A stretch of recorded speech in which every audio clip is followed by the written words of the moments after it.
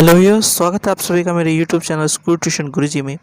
और आज हम बात करेंगे वर्कशीट 23 के बारे में, जो कि 26 अगस्त के लिए जारी की गई संसद की ये वर्कशीट है क्लास 10th के लिए। यहाँ बच्चे अपना नाम लिखेंगे और अपने क्लास टीचर का नाम लिखेंगे। जब हम वर्कशीट को देखेंगे तो हम पाएंगे कि वर्कशीट 22 का ही सेकेंड पार्ट है। 22 में हमने पढ़ा था कि लाइफ प्रोसेस यानी कि चैप्टर 6 के बारे में, जो कि क्लास 10th का चैप्टर है, उसके बारे में पढ़ा था। तो आज हम उसका ही कुछ पार्ट पढ़ेंगे। जब हमने पढ़ा था वहाँ पे लाइफ प्रोसेस के बारे में, या जय पराक्रम जिसे बोलते हैं, तो हमने ध्यान दिया था कि एक लिविंग ऑर्गेनिज्म को अपनी लाइफ को जीने के लिए बहुत सारे काम करने पड़ते हैं। उसमें से एक काम था न्यूट्रिशन, और न्यूट्रिशन के लिए हमें खाना खाना पड़ता है, या मोड ऑफ न्यूट्रिशन के लिए कुछ खाना पड़ता है, जो कि प्रोसेस डाइजेशन से पूरा होता है। तो इसी वजह से हम बात करेंगे आज लाइफ प्रोसेस में डाइजेशन की या न्यूट्रिशन की। तो आइए देख लेते हैं पहले एक सिंपल फॉर्म में कि डाइजेशन है क्या। जब हम बिल्कुल सिंपल फॉर्म में देखेंगे तो पाएंगे कि डाइजेशन न्यूट्रिशन का एक तरह से पार्ट है।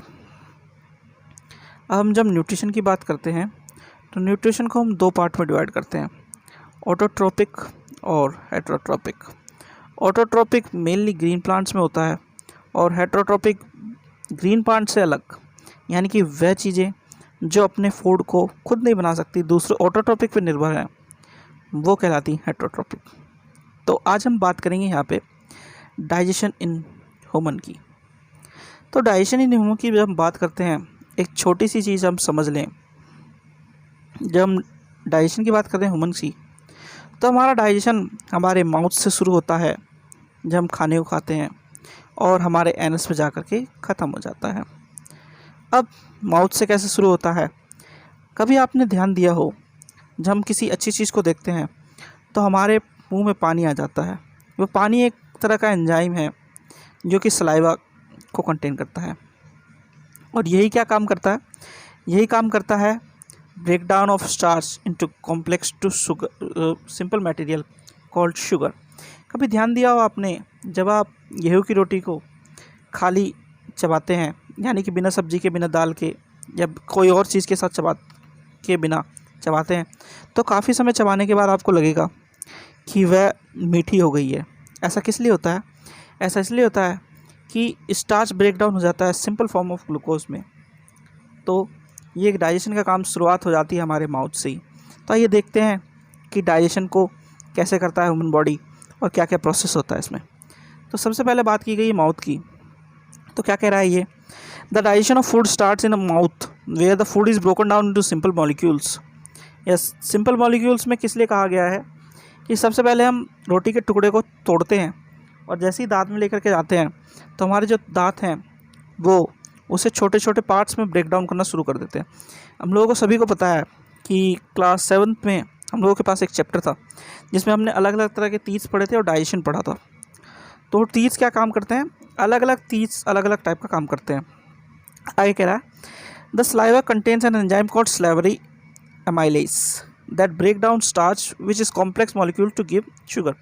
स्लाइवा क्या है? हमारे जो लार होती है, लार एक तरह से जो होती है, या वो जो पानी आता है जब हम खाने को देखते हैं, खाने की खुशबू सूंघते हैं या खाने को महसूस करते हैं, इसी वजह से हमारा स्लाइवा आता है या लार आती है, तो जो कि स्लेवरी एमाइलेज नाम के एक एंजाइम को अपने साथ लेकर के आता है, और क्या करता है? स्टार्च को सिंपल फॉर्म ऑफ शुगर में कन्वर्ट कर देता है। ठीक है। अब जब माउथ से खाने का जो डाइजेशन शुरू हुआ, तो वो धीरे धीरे ओसोफेगस होता हुआ नीचे की साइड में जाना शुरू करता है। जब नीचे की साइड में जाएगा तो वो पेरिस्टलेटिक मूवमेंट करेगा, यानी रिदमिक कॉन्ट्रैक्शन और रिलैक्सेशन। एक बार कॉन्ट्रैक्ट होगी तो थोड़ा नीचे जाएगी जो चीज़ें, फिर रिलैक्स होगी तो धीरे धीरे इस तरह नीचे चलती चली जाएंगी चीज़ें। तो ओसोफेगस क्या करता है? पेरिस्टलेटिक मूवमेंट के द्वारा फूड को फूड पाइप के थ्रू नीचे भेजता है।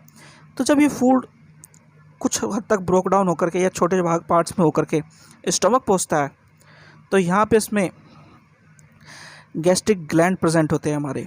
गैस्ट्रिक ग्लैंड क्या करते हैं स्टमक में गैस्ट्रिक ग्लैंड स्टोमक में HCl या हाइड्रोक्लोरिक एसिड को रिलीज़ करते हैं, जो कि प्रोटीन के डाइजेशन के लिए एक एंजाइम होता है जो कि पेप्सिन एंड म्यूकस को वो डाइजेस्ट करता है। तो यहाँ पे क्या लिखा है, it is a muscular wall with the gastric glands present in them. Gastric gland present होते हैं उसमें, और क्या रिलीज़ करता है, these release hydrochloric acid, a protein digesting enzyme called pepsin and mucus. ठीक है, ये रिलीज़ करता है। तो हाइड्रोक्लोरिक एसिड क्या करता है, आगे देखिए। हाइड्रोक्लोरिक एसिड सीधी भाषा में एसिड है। तो एसिड क्या करता है, चीज़ों को डाइजेस्ट करने के लिए आसानी करता है। तो यहाँ पे भी वही काम करेगा, वो चीज़ों को गलाने या डाइजेस्ट करने के लिए। द हाइड्रोक्लोरिक एसिड यानी कि the hydrochloric acid creates an acidic medium which facilitates the action of the enzyme pepsin to digest protein. ये क्या करता है, हाइड्रोक्लोरिक एसिड पेप्सिन को सहायता करता है कि वो प्रोटीन को डाइजेस्ट कर सके। और the mucus protects the inner lining of the stomach from the action of acid.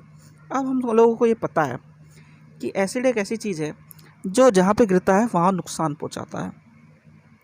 तो म्यूकस क्या करता है, म्यूकस एक तरह की ऐसी लाइन बना देता है जो हमारी डाइजेशन के साथ साथ स्टोमक को प्रोटेक्ट करती है ताकि एसिड उसको गला ना सके। तो अब हमारा खाना पहुंच गया माउथ से ओसोफेगस होते हुए स्टोमक में, स्टोमक से जाएगा ये स्मॉल इंटेस्टाइन में।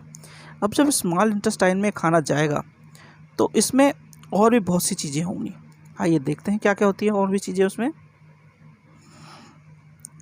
जब फूड स्टोमक से इंटेस्टाइन में पहुंचेगा तो उसका कंप्लीट डाइजेशन शुरू होगा।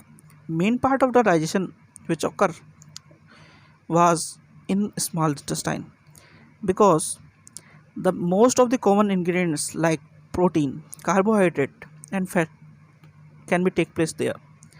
तो क्या होगा कि हमारे जो एंजाइम्स हैं उनका डाइजेशन कार्बोहाइड्रेट, प्रोटीन और फैट्स का यहाँ पे होता है। तो आइए देखते हैं क्या कहता है ये। Food reaches from stomach through a sphincter, here complete digestion of carbohydrate, protein and fat takes place. तो क्या चीज़ हमें देखने को मिली, पहली चीज़ कि इस जो प्रोटीन का डाइजेशन है वो कहाँ पे शुरू हुआ, स्टोमक में शुरू हुआ, लेकिन कंप्लीट डाइजेशन होगा यहाँ पे स्मॉल इंटेस्टाइन में। तो ये देखते हैं क्या कह रहा है ये। अब ये कह रहा है कि the food coming from the stomach is acidic and has to be made alkaline from the pancreatic enzyme to act. हमें पता है जो हमने फूड ऊपर से आया है हमारे यानी स्टोमक से आया वो एसिडिक नेचर का है, क्योंकि वहाँ पे प्रोटीन का डाइजेशन शुरू हो गया था, क्योंकि प्रोटीन एक कॉम्प्लेक्स हाइड्रोकार्बन है। तो जब नीचे आएगा तो उसे वो नुकसान ना पहुँचाए स्मॉल इंटेस्टाइन को, तो उसे थोड़ा सा अल्कलाइन मीडियम दिया जाएगा, और वो मीडियम देगा पैनक्राइटिक एंजाइम। ठीक है, bile juices from liver does it this in addition to acting on fat. Bile juice काम करेंगे आगे। Fats are present in the intestine in the form of large globules which make it difficult for enzyme to act on them. Bile salt break down into smaller globules increasing the efficiency of enzyme action. अब क्या होगा, fat molecules intestine में आकर के बड़े से छोटे part में डिवाइड होना शुरू हो जाएंगे एंजाइम की वजह से, तो उनका डाइजेशन भी प्रोसेस धीरे धीरे शुरू हो जाएगा। अब आगे, the pancreas secrete pancreatic juice which contain enzymes like trypsin for digesting protein and lipase for breaking down emulsified fat. अब यहाँ पे ये चीज़ नोट कर लीजिएगा ध्यान से कि ट्राइप्सिन जो है वो क्या करेगा, प्रोटीन को डाइजेस्ट करने के लिए हेल्प करेगा, और लाइपेस क्या करेगा, एमल्सिफाइड फैट को डाइजेस्ट करना शुरू करेगा। अब आगे, the walls of the small intestine contain glands which secrete intestinal juice. तो स्मॉल इंटेस्टाइन की जो वाल्स हैं उन पे जो ग्लैंड्स होंगे वो इंटेस्टाइनल जूस एग्जिट करेगा और क्या करेगा, कन्वर्ट करेगा protein to amino acid. Protein का यहाँ पे कन्वर्जन शुरू हो जाएगा। ठीक है, और कॉम्प्लेक्स कार्बोहाइड्रेट इनटू ग्लूकोज और fat into fatty acid and glycerol. तो क्या हुआ, हमारा जितनी भी कॉम्प्लेक्स चीज़ें थी हमारी उनका कन्वर्जन शुरू हो गया। शुरुआत प्रोटीन की कहाँ पे हुई, ऊपर स्टोमक में, लेकिन मेन जो कन्वर्जन हुआ है वो यहाँ पे प्रोटीन टू अमीनो एसिड हो गया, कार्बोहाइड्रेट टू ग्लूकोज हो गया, और fats into fatty acid and glycerol. आगे बढ़ते हैं।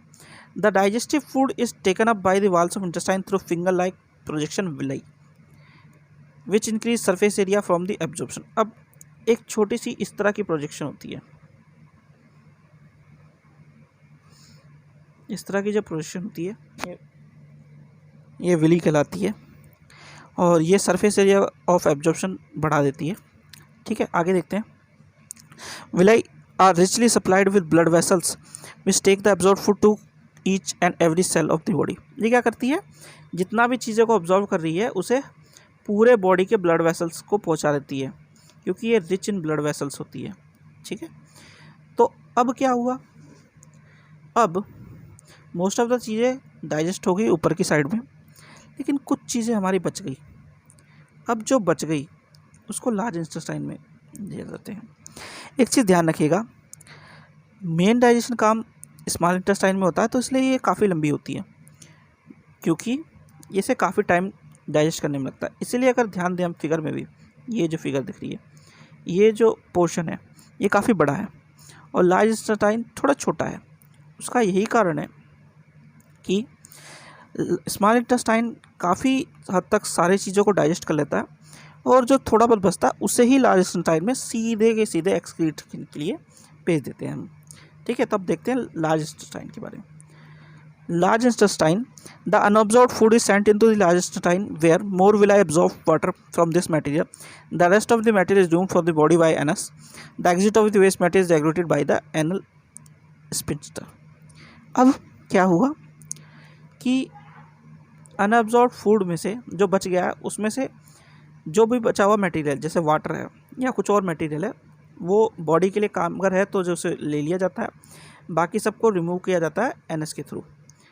तो सिंपल वे में हम क्या कह सकते हैं कि माउथ से हमारा डाइजेशन शुरू हुआ और एनएस पे ख़त्म हो गया। इसमें मेन रोल प्ले किया माउथ के बाद oesophagus, stomach, small intestine, large intestine और नीचे एनएस ने। अब ये हो गया पूरा ह्यूमन डाइजेस्ट सिस्टम। एक ब्रीफ क्या कहता है ये एंजाइम्स डाइजेस्ट सिस्टम के।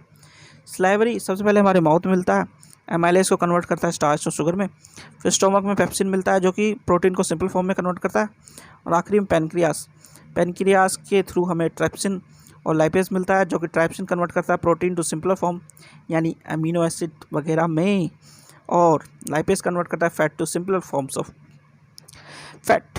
ठीक है, तो ये हो गया ह्यूमन डाइजेस्टिव सिस्टम या न्यूट्रिशन कह सकते हैं।